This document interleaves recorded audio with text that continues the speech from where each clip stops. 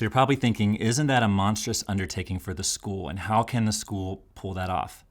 We get asked that quite a bit, so here's how.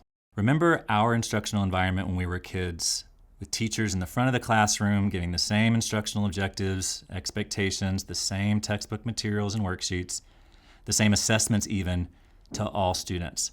This is still the most common philosophy in our country today, this belief that the grade level standard or the curriculum is somehow the appropriate mandate for every student in that class.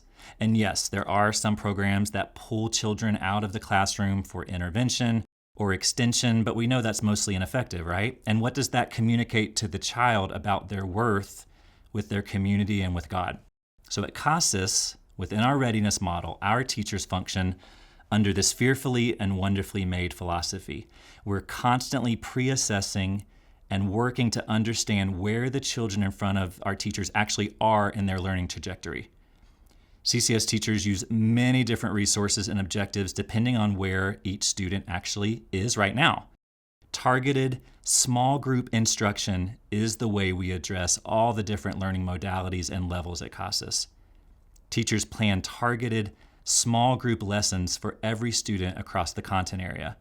And when it's time for students to work independently, the teacher places right before them readiness appropriate activities that align with that small group lesson and provides the right extension and the right resources that they individually need. We are not doing whole group instruction. We are not doing one size fits all. So then along with that, we also have a whole component of our school specifically created to serve as a resource for our core teachers and to ensure readiness goals can come to fruition. We call them SIS for short. It stands for Student Instructional Support.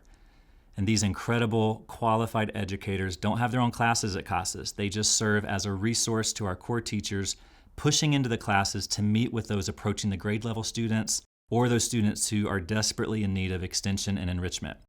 They collaborate with our core teachers in lesson planning and support them with the creation of individualized assessments or learning outcomes and even targeted processes.